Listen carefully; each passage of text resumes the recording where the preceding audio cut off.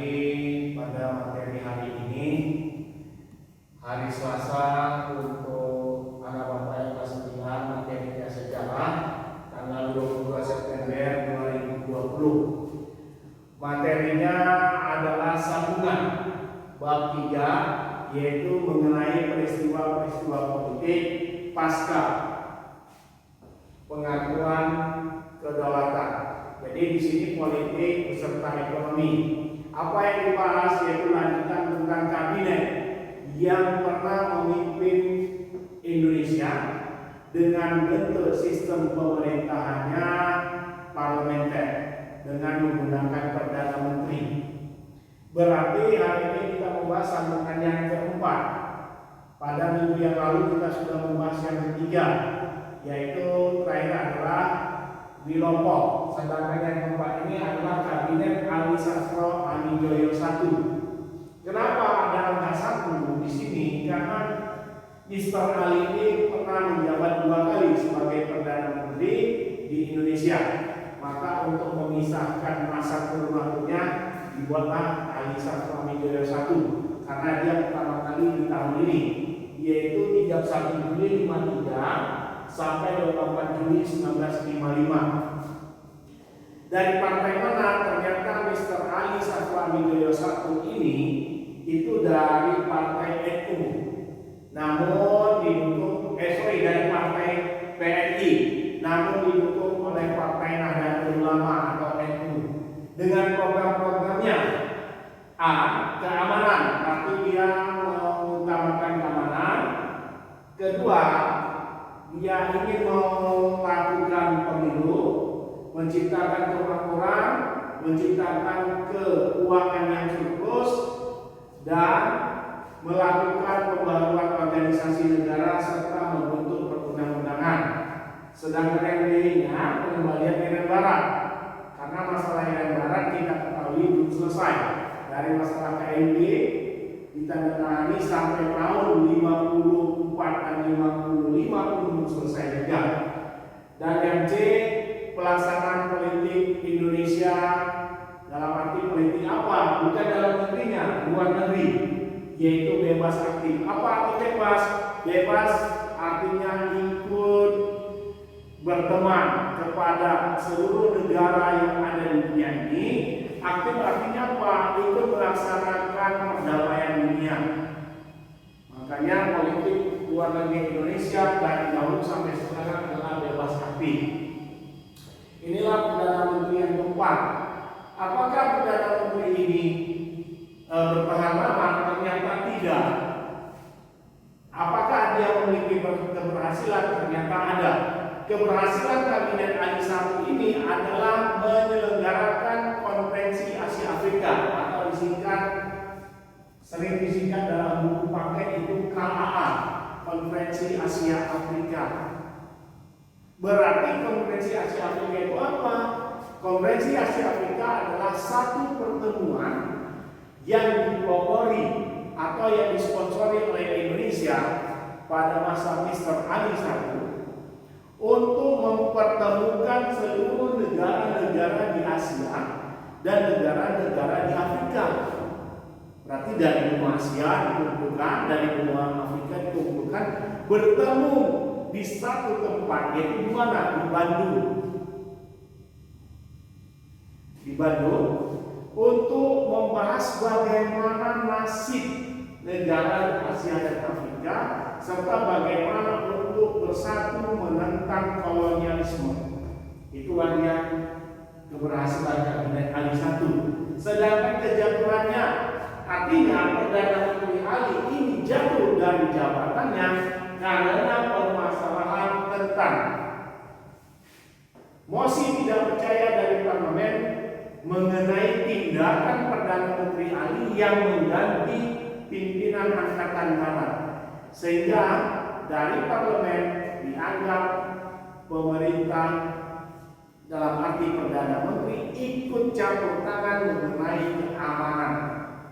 Sedangkan tampuk pimpinan Angkatan Darat itu wewenangnya presiden, bukan Perdana Menteri. Oke, jadi begitu kabinet Ali jatuh digantikan dengan kelima, namanya Kabinet Burhanuddin Harahap. Masa menjabat 12 Agustus 55 3 Maret 1956. Berarti kalau kita lihat kabinet ini tidak sampai masa jabatan semestinya, mereka silih berganti.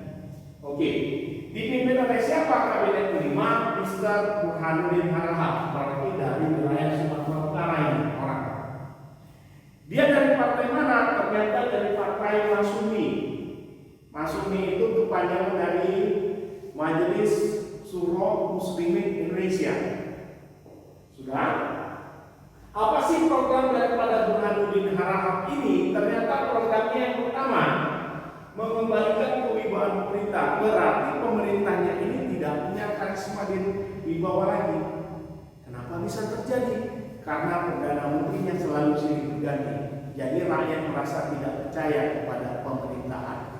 Yang kedua, atau yang B, memupuk kepercayaan angkatan darat dan rakyat terhadap pemerintah. Kenapa?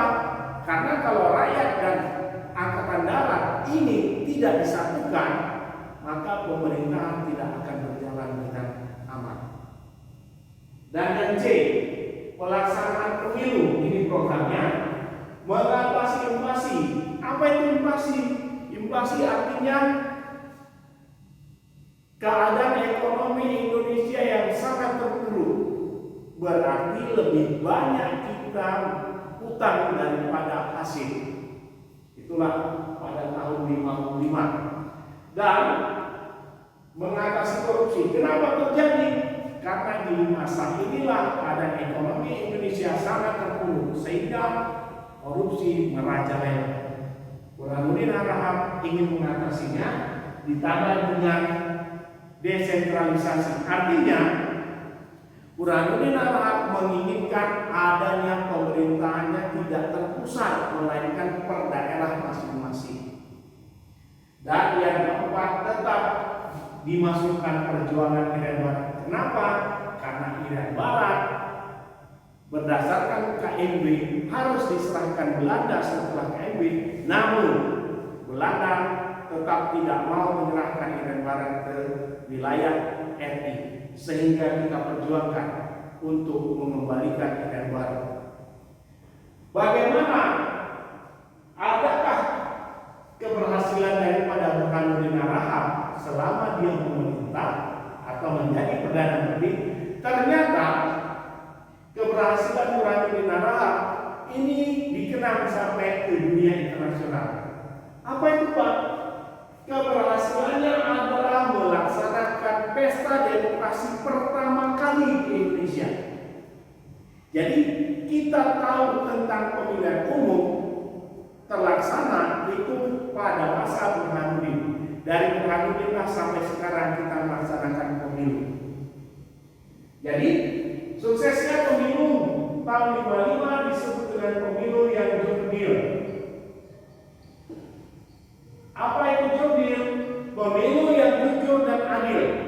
Karena rakyat datang ke TPS bukan karena adanya imbalan-imbalan, tapi karena keinginan hatinya sendiri. Makanya dunia internasional menilai pemilu pertama di Indonesia yang paling jurdil terlaksana. Sedangkan apakah penyebab kejatuhannya? Kabinet Burhanuddin Harahap jatuhnya karena menyerahkan mandat. Setelah beliau berhasil melaksanakan pemilu, maka dia serahkan mandatnya kepada presiden sebagai Perdana Menteri. Oke, ini yang kelima. Sedangkan yang keenam, kabinet yang keenam itu adalah kabinet Ali II. Tadi saya ingatkan, karena Mr. Ali ini menjabat Perdana Menteri ini 2 kali. Tahun 53 pertama, baru yang kedua tahun 56. Dengan programnya merencanakan dan melaksanakan pembangunan 5 tahun. Maka pada masa Soeharto kita tahu adanya Repelita, rencana pembangunan 5 tahun. Baru B, mengembalikan Irian Barat ke pangkuan RI, tetap dimasukkan. Dan yang C, melaksanakan politik luar negeri yang bebas hati. Partainya dari PNI. Namun pada masa ini Kabinet Ali Kuat itu berkoalisi dengan Masyumi dan NU. Sedangkan partai utamanya tetap PNI. Apakah keberhasilannya?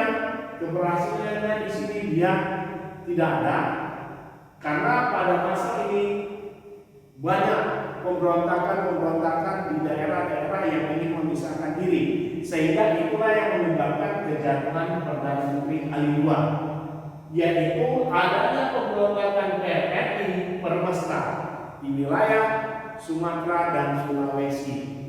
Ini yang menyebabkan Perdana Menteri Ali Kuat jatuh dari pemerintahan karena anggota parlemen memberikan mosi tidak percaya karena tidak mampu Perdana Menteri Ali Kuat menghentikan, memadamkan pemberontakan PRRI Permesta untuk memisahkan diri dari NKRI. Apa contohnya PRRI ini? Contohnya adalah Dewan Gajah yang ada di Sumatera Utara dipimpin oleh Kolonel Simbolon. Kenapa PRRI ini melakukan pemberontakan? Karena PRRI merasa mereka yang berhasil, mereka yang berjuang di daerah setelah merdeka, mereka tidak diperhatikan. Ditambah lagi, mereka beranggapan tidak adanya pembagian keuangan yang pas. Seperti apa contohnya? Contohnya dari Sumatera, keuangan pendapatan Sumatera diambil dari Sumatera dibawa ke pusat, namun pembagiannya tidak setimpal. Diambil misalnya 100, dikembalikan tidak 70 ke daerah tersebut, malah terbalik, dikembalikan 30%-nya. 70%-nya tinggal di pusat. Ini yang membuat para pejuang-pejuang daerah merasa dikucilkan, sedangkan mereka berjuang untuk Indonesia. Maka dari perjuangan PRRI inilah baru muncul sekarang namanya otonomi.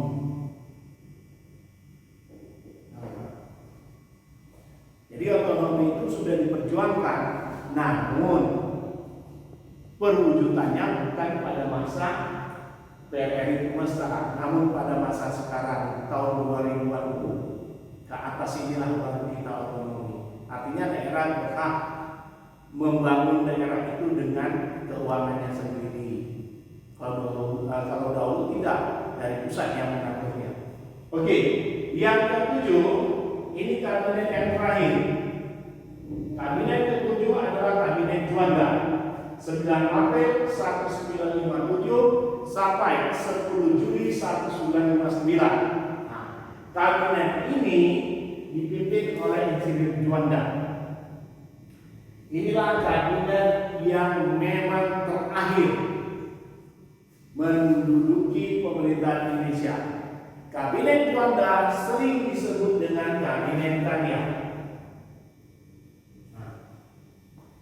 Kenapa disebut kabinet karya? Karena Insinyur Juanda ini bukan dari orang partai, non partai. Disebut kabinet karya pada masa kabinet Juanda karena dia meletakkan menteri-menteri yang membantu dia selama menjadi Perdana Menteri adalah orang-orang yang diambil dari bidang akademiknya masing-masing berdasarkan pekerjaannya secara profesional.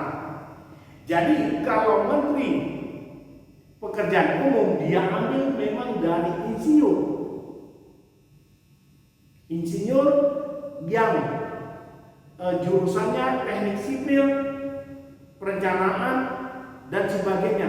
Jadi tidak asal-asalan dan dia sudah bekerja di bidang keahliannya sehingga dianggap profesional. Makanya kabinet Juanda ini memiliki program disebut dengan program Pancakarya. Ada 5 program karya yang ia laksanakan. Salah satunya adalah membentuk Dewan Nasional. Apa itu Dewan Nasional?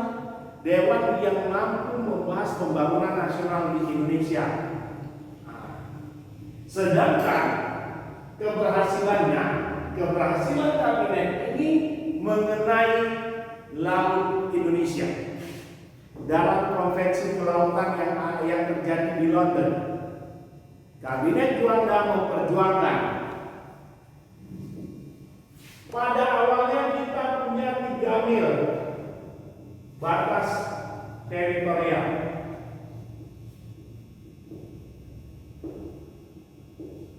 Inilah yang dibuat Belanda untuk memecah wilayah Indonesia dan untuk mempersempit wilayah Indonesia di masa Belanda menduduki Indonesia, menjajah Indonesia.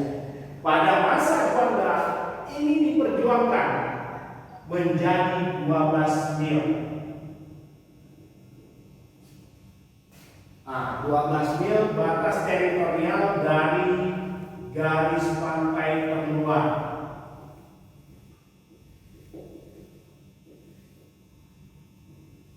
Maka disebutlah Deklarasi Juanda.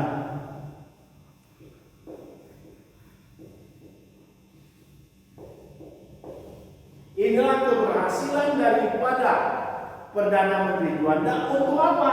Membulatkan wilayah Indonesia.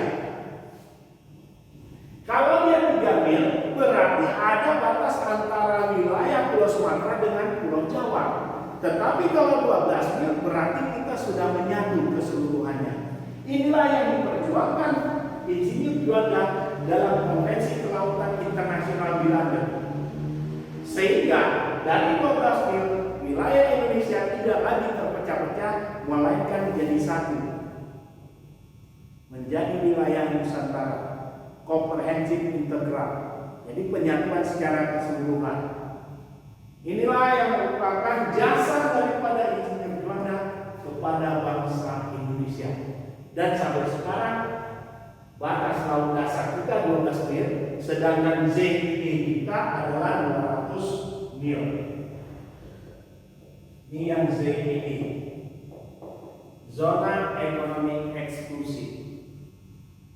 Jadi inilah yang merupakan peristiwa-peristiwa politik pada masa Indonesia diakui kedaulatannya oleh dunia internasional setelah perjanjian KIB ditandatangani. Berarti Perdana Menteri ini terjadi itu pada masa Undang-Undang Dasar sementara tahun 1950 sampai 1959. Sampai sinilah penjelasan Bapak mengenai materi lanjutan daripada bab 3, peristiwa-peristiwa politik dan ekonomi setelah pengakuan kedaulatan Republik Indonesia. Kalaupun anak Bapak ingin menanyakan, silakan ditanyakan. Sedangkan ini materi yang Bapak harapkan tolong dicatat. Dicatat di catatannya, karena apa? Kita PTS sudah kita laksanakan, tinggal menunggu final semesternya. Itu kemungkinan di bulan 12, sehingga materi ini dapat anak Bapak jawab jika keluar di ujian semester. Jadi terima kasih atas perhatiannya. Kita jumpa pada pertemuan minggu depan. Oke.